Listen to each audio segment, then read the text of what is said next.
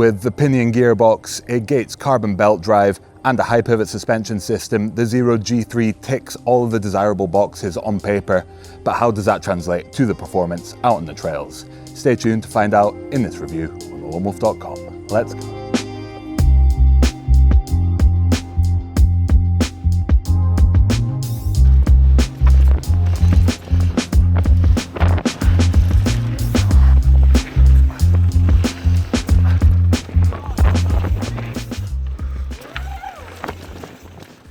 Yes, this is the G3, the third generation of Zerode downhill bikes, and yet another bike to come from Zerode without a derailleur.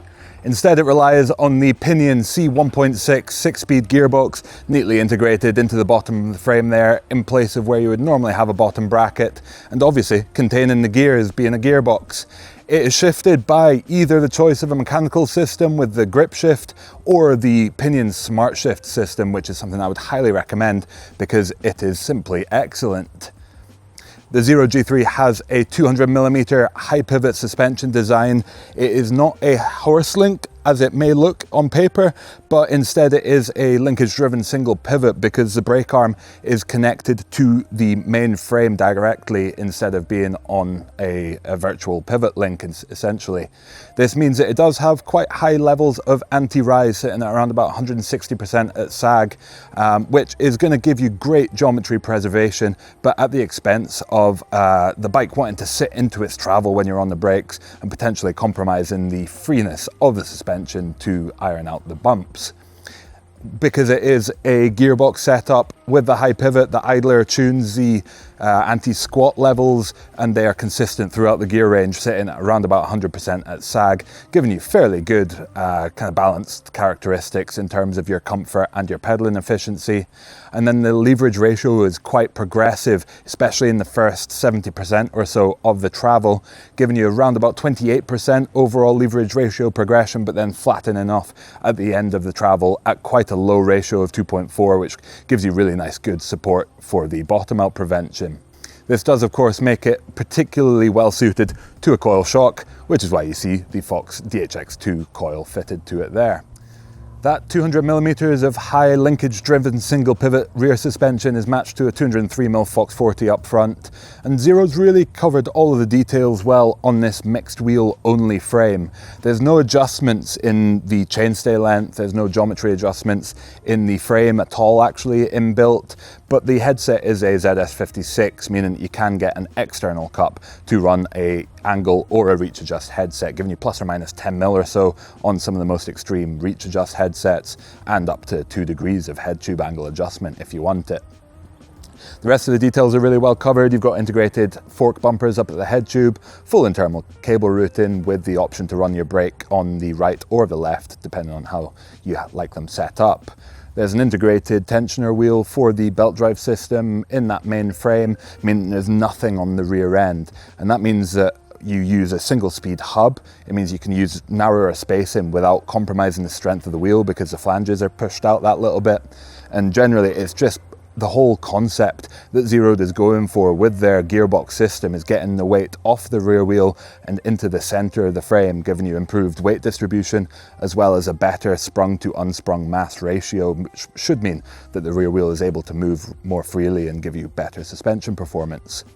The G3 is offered in an aluminium frame only. This is said to be a slightly better choice for downhillers these days. It's generally considered that way just for the not only the durability aspect, meaning that the carbon frames may potentially take a little bit more damage and abuse easier than an alloy frame like you see here, but also because aluminium is often being considered to give you improved ride characteristics overall on the downhill bike. So makes sense in this case that Zerode's gone for aluminium on the G3.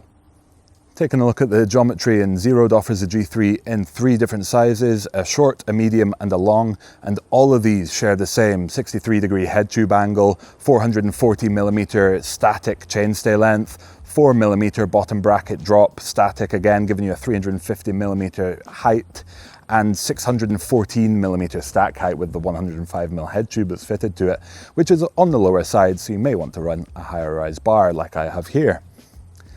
The reach numbers on the short are 435, you go up to a 460 millimeters on the medium that I've tested here, and then up to 485 millimeters on the large. And that's really your only sizing consideration here, given that the rest of the numbers are fixed. Taking a look at the build specs and pricing, Zerode offers the frame and gearbox system and the shock as an origin package or a full build. The origin package comes in at 6,000 New Zealand dollars, and then the full build comes in at 10,300 New Zealand dollars. Zerode will ship internationally, so obviously the pricing conversions are going to be different depending on where you are and the shipping rates. But yeah, certainly in terms of New Zealand pricing, the frame especially is not ridiculous given what you're getting with it, and the full build stacks up pretty well too. Zerode does also offer a Smart Shift upgrade for an additional 675 New Zealand dollars, which is certainly something that I'd be looking to do if I were you, because it does really boost the performance of that gearbox system to another level.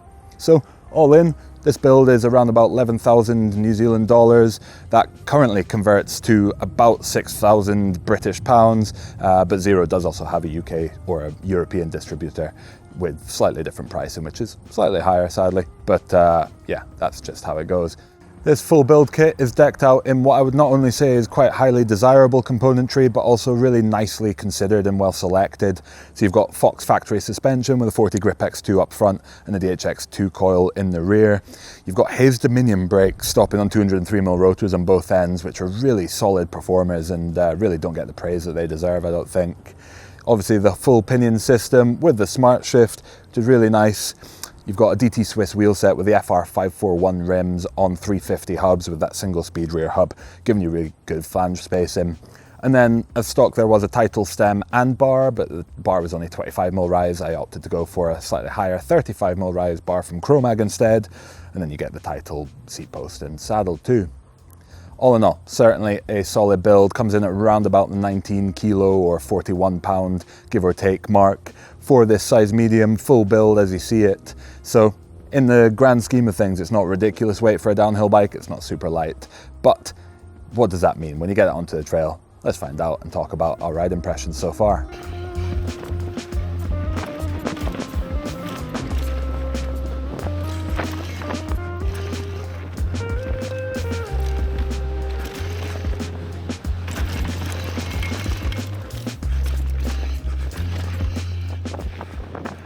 My testing period so far on the Zerode G3 has consisted of 3 days in 3 different bike parks scattered around Queenstown in New Zealand. Between these 3 bike parks, I've really managed to get it on absolutely everything you could expect to get a downhill bike onto, from decent sized jumps to flow trails to steep corners to loamers to big rock gardens, big drops, everything. And Zerode's come out the other side smiling, as have I, every single time I've got on this bike. Smiles have been provided, and yeah, really it's just a completely formidable machine to attack the downhills on. There's no denying that. It's not perfect though, and as a high single pivot suspension design, like I've sort of talked about on previous reviews, such as the DV8 Claymore, bikes with really high anti-rise values like this, 160% at sag, dropping off a little bit as you go deeper into the travel, but not completely, you know, it never goes below 100%. What that means is when you're a serial brake dragger, rider with questionable technique like myself, you can find yourself just not getting the full ability of that rear end to soak up the hits. Basically, high anti-rise means the bike sits into its travel when you're on the brakes, and that means that you've got progressively less suspension to use. It also means that if you've got a really progressive suspension design, you're almost running into a wall of progression that's being aided by that brake pulling it into it. So this is a bike that is going to reward riders with good technique. Don't get me wrong, even when you are on the brakes, this rear end is still better than many, but it is just such a contrast when you're on the brakes and then when you're off them as to how free that rear wheel is to move. When you are off the brakes, if you've nailed your braking points, such as if you're in a downhill race and you've learned the track and you can get off the brakes when you need that rear wheel to be moving as good as possible, then this thing is absolutely insane. The high pivot, giving you a rearward axle path, the low weight on that rear wheel, and even the belt drive, which just has so little vibration and so little noise added to the bike as the bike goes through its travel, all mean that the rear end just feels absolutely phenomenal when you're charging hard, dipping the heels and plowing through stuff off the brakes. But like I say, if you're on the brakes, you're dragging especially, it just limits the rear end's ability to move out of the way quite so much, and you do just get notably less traction and comfort from that rear end. If you're a downhill racer and you can learn the tracks and you've got great technique, then I don't think this is a problem. I think even if you're on the brakes in steeper terrain, the geometry preservation aspect of it is going to be really well appreciated. But if you're, say, for me, I've spent a lot of my time, say half of each day that I've spent riding it has been on tracks that I've never seen before in my life. What that means is that you're constantly trying to read the trail ahead, but also control your speed, which means you're on the rear brake, trying to slow down a little bit just to keep things safe. And that means that the rear end's just not working quite as well as you might hope. However, yeah, certainly the rest of the kinematics, the pedaling support are ample. I do think the gearbox gives you a little bit of drag that is perceivable compared to a clean and lubed chain, but in the long run, not having to maintain the gearbox or maintain your gears, not having a mech hanger to bend, not having a derailleur to smash off, and not having the effects of a dirty chain and cross chaining and everything by the end of a longer ride, all mean that I do think there are serious merits, including the weight distribution, of course, which should improve your overall suspension dynamics. I think there's serious merits to the gearbox system, and it's definitely something that I'd be probably looking for if I was in the market for a downhill bike at the moment, and certainly even something that I'd be looking for if I was going to be buying myself an enduro bike. The Zerode that I previously tested, the Katipo, I've murdered the pronunciation of that, and I'm sorry, New Zealanders, but yeah, that was certainly a really good eye-opener for me for the possibility of the gearbox. However, that had the grip shift.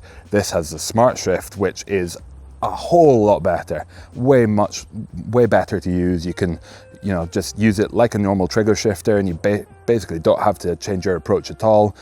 No, it will not shift under load, but it's really easy to get yourself into the ability to shift when you're just coasting down the trail and preemptively get yourself into the right gear before you have to pedal. And then as soon as you have the right gear selected, you can just stamp on the pedals as hard as you can, and you're never going to get it skipping, and you'd never have to worry about potentially damaging a chain or anything like that by forcefully pedaling while it's shifting gear. The smart shift has been flawless. It feels great, it's intuitive to use, it's lasted the whole week without needing charged again.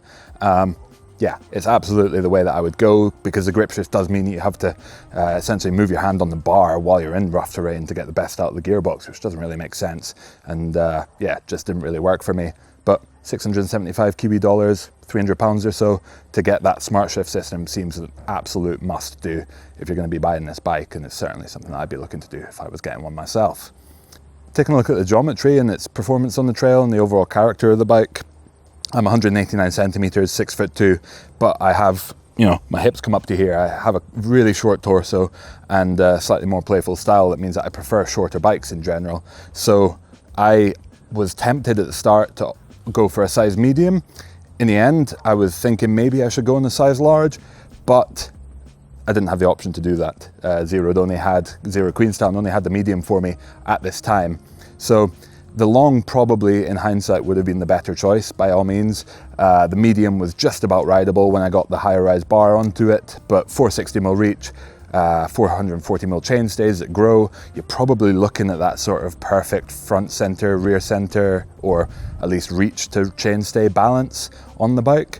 And on the trail, that is absolutely evident. You just really feel like you're in between the wheels, really nicely centered, and it's really intuitive to ride this bike fast, as long as you're able to get off the brakes. Otherwise, this, for a big, burly, high pivot downhill bike, is not completely uninspiring. There's still a little bit of support left in the suspension and a little bit of agility in the overall handling of the bike, that you don't just need to be riding it on completely vertical tracks to have fun.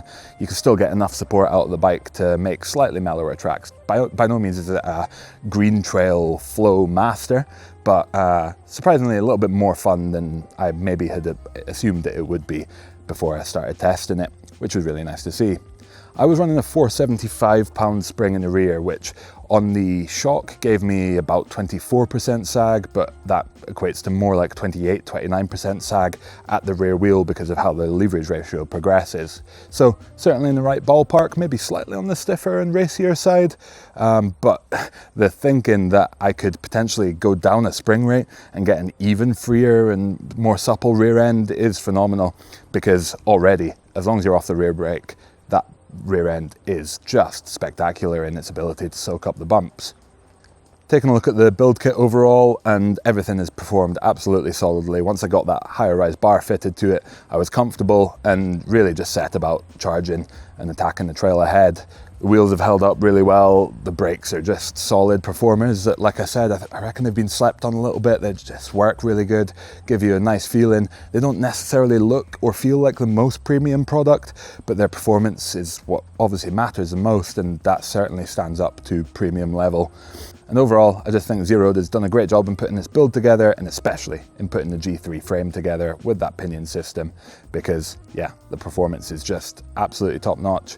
And it's been an absolute delight to test on the trails, so long as you can focus on your braking points and get off that rear brake when you need that rear end to work the best. Hope you guys have enjoyed checking out this review on the Zerode G3. I've certainly enjoyed testing it, as I'm sure you'll see in the footage. It's been an absolute riot, and if I was in the market for a downhill bike at this point, this would certainly be very high up on my list, because it's an absolute ripper.